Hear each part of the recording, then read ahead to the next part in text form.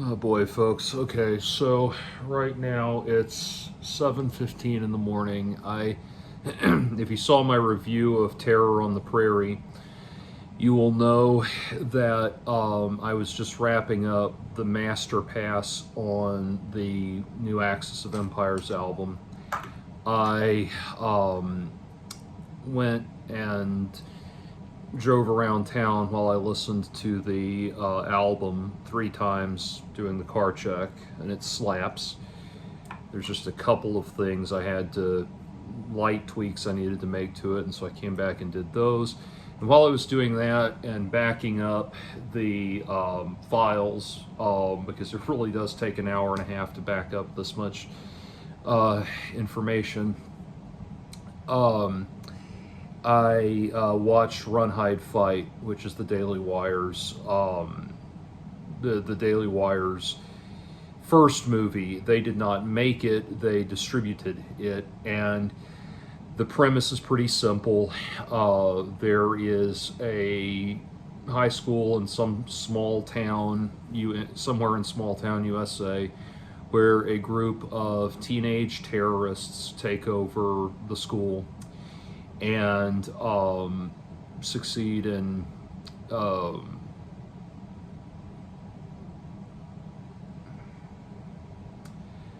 part of my pausing here is because I'm very tired, and also because I really do have PTSD, and this movie definitely aggravated that to a degree that I was not expecting. But the anyway, so these wannabe terrorist school shooter kids take over this high school and hold the entire school hostage, save for this one young lady who decides to be a total badass and kill all of them and set everybody free and get everyone to safety. And this movie was understandably polarizing when it came out. Until I saw it, I didn't realize just the extent to which it was going to be not just polarizing for audience members, across audiences, I should say, but within one viewer, myself, my reaction to it.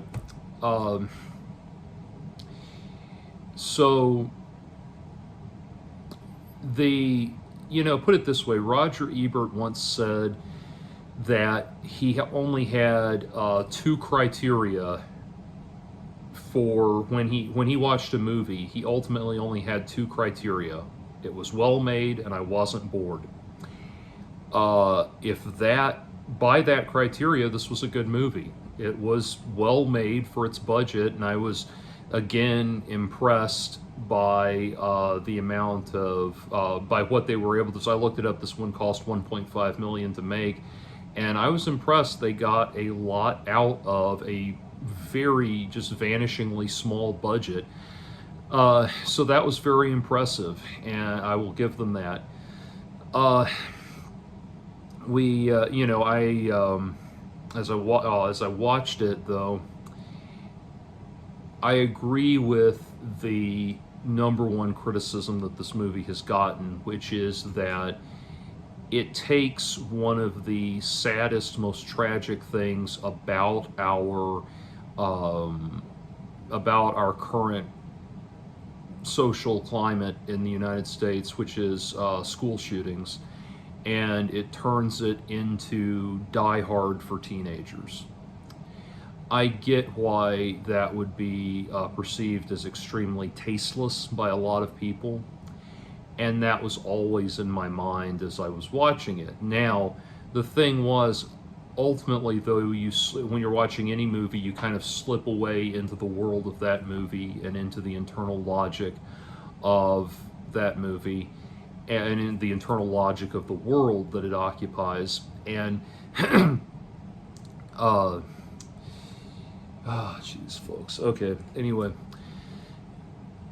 once you get into that world, you kind of aren't. I found myself definitely suspending disbelief and just getting into the movie and following the story for its own sake. And here's the thing, I have to give it props on a number of levels. It was very effective from a filmmaking standpoint. It was tense. I was expecting it to be very flat and very flat and very cheap, especially in the acting. But no, it was very tense the whole time. They did a very good job uh, maintaining a constant sense of tension throughout the whole thing. And uh, the fight sequences were extremely well done. All of the stunt choreography, all of that, all of the blood and guts special effects, all of that was very good. The blood splatter stuff was extremely well done. And then the impact of it, and this it's a movie where someone gets punched and you feel it, someone gets shot and you feel it, somebody yells at somebody and you feel it, and it really did do a good job of having that heightened tension in there. That's not easy, and that takes real skill. So I can acknowledge that and appreciate that. Now, uh, the thing is, though, like I said, I still agree with the thing that it's making exploitation cinema out of something that is very ultimately very tragic. And believe it or not, the way to make that something like that more effective, would have actually been to be more over the top with it. Because what you've got here is essentially a piece of exploitation cinema. It's something that falls in the same category as something like Battle Royale, which was the book and novel that Suzanne Collins blatantly and intentionally, and with the full knowledge of the wrongness of her actions, ripped off when she wrote The Hunger Games. That was sarcasm. I don't know that she actually did that. Actually had that. Um, that she actually ripped it off, but it's very close. Anyway, if you were to put it more in the category of something like Battle Royale, where there's a level of exploitation to an exploitation kind of, well, not, a kind of a cartoon effect, basically, almost, where kind of like in Kill Bill, where instead of realistic gunshots, we're getting, realistic blood, we're getting geysers of blood and, limbs flying off and stuff like that. If you had pushed it to that level with this level of intensity that it has, like I said, right now it's in what we have here is very realistic blood and guts. If you had pushed it to that next level where it broaches physical comedy, it actually might have worked better. It's interesting. It's again, when I criticized Lady Ballers, I criticized Lady Ballers for being a movie that wanted to be a bawdy, over the top sex comedy, and the people who were making it, the conservatives that were making it, were um, they are themselves bawdy and vulgar enough to appreciate that kind of comedy, but they are not bawdy and vulgar enough to enact that kind of comedy. And that seemed to be the same thing here, too. There is still this sense of conservative restraint that keeps it from fully going into the realm of over-the-top exploitation cinema that would have actually probably sold a lot more people on it, because there has to be, for most viewers to get something out of something like this, they have to go, they have to have some kind of affirmation from the filmmakers, from the other side, the people on the other side of the screen, that, hey, we're going beyond reality and into something insanely over the top. And so that's interesting. Like, I appreciate, from a technical standpoint and from the standpoint of really good acting from some very promising young actors, I appreciate that everything that we saw in this very gritty and realistic film. But if you wanted it to have wider appeal, it needed to go into the level of absurdism, something closer to Squid Game. Um, Now, that said, there were a number of things that were very off-putting to me, not the least of which was that it furthered a number of stereotypes about school shooters. Uh, of course, the idea that these school shooters were all bullied kids that were these bullied kids that were never that were all victims of things that could never possibly all victims of things that could never possibly live up to the magnitude of what they're doing and that kind of thing. And one thing I don't like, because I'm, as you know, a badass heavy metal rocker, or at least I play one on TV. And the that's a figure of speech. I'm not on TV anyway. But you know, so I like leather jackets with studs on them and that kind of thing. And this movie had the kids running around, the shooter kids running around and stuff like that. One, it's kind of a smack in the face to suggest that these kids, the people who carry out these school shootings, care about looking like badasses. They usually that's usually not part of the deal. But also, I just don't like the stereotype of like everyone that's wears black and listens to heavy metal, they must be some kind of would-be shooter or suicide case or something like that.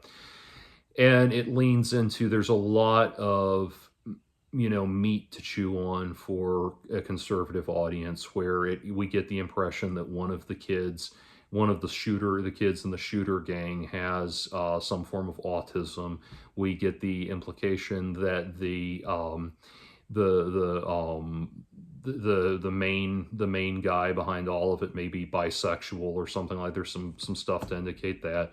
So, it's kind of like it does give you, where Terror on the Prairie was an apolitical, good old fashioned Western. This and Lady Ballers was absolutely laying into a favorite target of people on the day from the Daily Wire. This was falling vaguely more in the middle, where there was some conservative overtones of, be afraid of these kind of people, that sort of thing. So I don't know if that's what they intended. Obviously, this movie again was not made by the Daily Wire. It was just distributed by the Daily Wire, which is part of why it has a lot of relatively famous people in it. Not the least of which are Thomas Jane and Treat Williams. So, anyway, so I don't know that that was the audience they were specifically seeking out. I could be reading too much into it. I was actually impressed that they had a topless woman in this movie. There are boobs on camera in a Daily Wire production, and for once, I'm not talking about Michael and Candace. And so this was, they really are making good on their goal of just making good old-fashioned Hollywood cinema. I'm gonna watch. They have another movie called Shut In, and then they have one called The Hyperions, which I think is supposed to be more of an art film or something like that. So I'm gonna see the rest of these. The main thing that I would say so far in my experience of watching all the Daily Wire movies is that the it seems to be them like flexing their muscles, testing the waters in a lot of different areas to be able to say, like, yes, we can make this kind of movie. Yes, we can make this kind of movie. Yes, we can make this kind of movie, so that they know what their options are in the future, that kind of thing. Like, they know where they can really spread their wings and flex and all of that. And so that's, like I said, that's my take on it. I do notice that between Terror on the Prairie, Run, Hide, Fight, and then there's this other movie they did called, what is it, Shut In or something like that. We've got three of these movies out of all of their fictional films. It's like three of these are about women in hostage or under siege type situations, and everything. Under siege, the concept, not the movie. Under siege type situations and that sort of thing. So that seems to be something that they're really milking. And so obviously it would be nice to see them move on to something else. Again, like I said, I understand that they're just trying to make movies that harken back to base level classic Hollywood tropes and all of that, but women in danger is a very predictable and very predictable, very used trope. And so, they're showing some promise with these things, but they're going to have to do a lot more if they want to really knock it out of the park. Like I said, right now, like I said, this movie very intense, kept me going. A lot of adrenaline, a lot of um, intensity. Oh, by the way, I forgot to say the main bad guy in this, the kid that's like organizing this whole thing, that was probably my least favorite thing in this whole movie. He is, here's the thing. With villains in movies, we have to be able to. The problem with villains in movies is we have to be able to like them just a little bit. They have to be just charming enough, just quotable enough to be captivating because, ultimately all of the movie is turned toward, all of the story is turned towards them. They're what we're moving towards the entire time, like in Apocalypse Now, going up the river to Kurtz, that kind of thing. And so that's what they're, because the villain is what we're looking at and what we're heading for the entire time, that final confrontation, villains have to be a little bit likable. We have to want to look at them, obviously. And that's the thing. Well, this guy is certainly that. He is, in the sense, not that he's actually likable, but he has all of the glib, superficial charm and the cute one-liners and everything that we would expect from a more captivating on-screen villain, like a Patrick Bateman or a Hannibal Lecter or something like that. He's got or he's been compared a lot to the Joker, the Heath Ledger Joker, and I can definitely see that. He's got all of those things. The problem is, this is not a person. The reality of this kind of person is completely unsympathetic. It's not like a traditional villain where we have to have a little bit of an appreciation for them so that we can watch them and want to follow their narrative thread. It's that this guy is completely vile with no likable, redeemable qualities whatsoever. While I'm thinking, I know this is kind of free form, unstructured, because I'm desperately needing to go hit the sack, but the guy, it does, these shooters themselves, the characters they created were pretty much cribbing the formula that was established by the Columbine shooters. And the problem with that is that it's the characterization. We have this mold, this template for what we think school shooters are based on the Columbine kids. The Columbine shooters. Oh, that's another thing, by the way. They actually did a variation on that thing, for the thing from the Columbine shooting, where they asked a girl if she believed in God. That thing that never actually happened. They actually did a variation of that in this movie, which was just, again, incredibly tasteless and stupid. And I know that whole thing was became this giant evangelical inspiration thing before it was debunked, but they threw that in there. So that's definitely red meat for the target audience of this kind of thing. But anyway, talking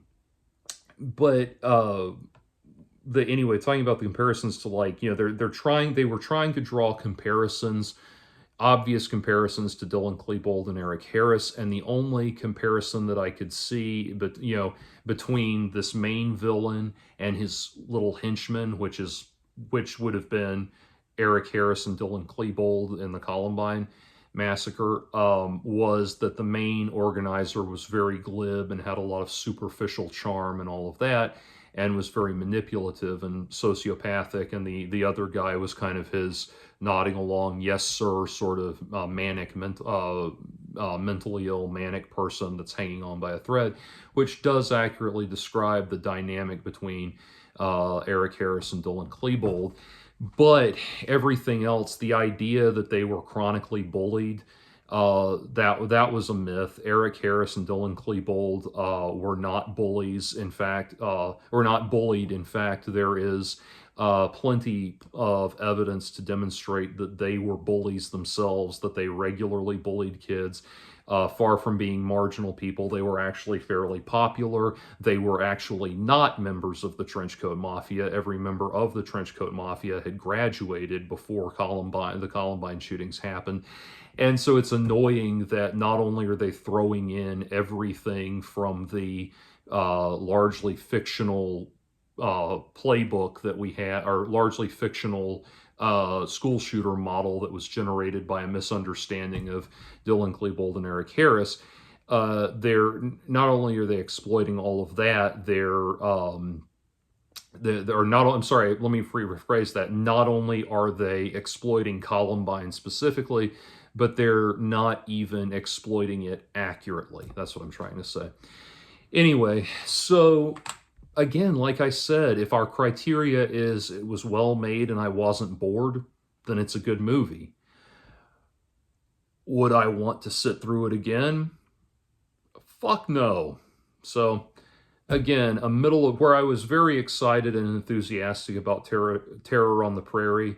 I am very middling about this, but acknowledging quality production when I see it. So, anyway, I'll take a look at the Hyperions after I've slept for 15 hours.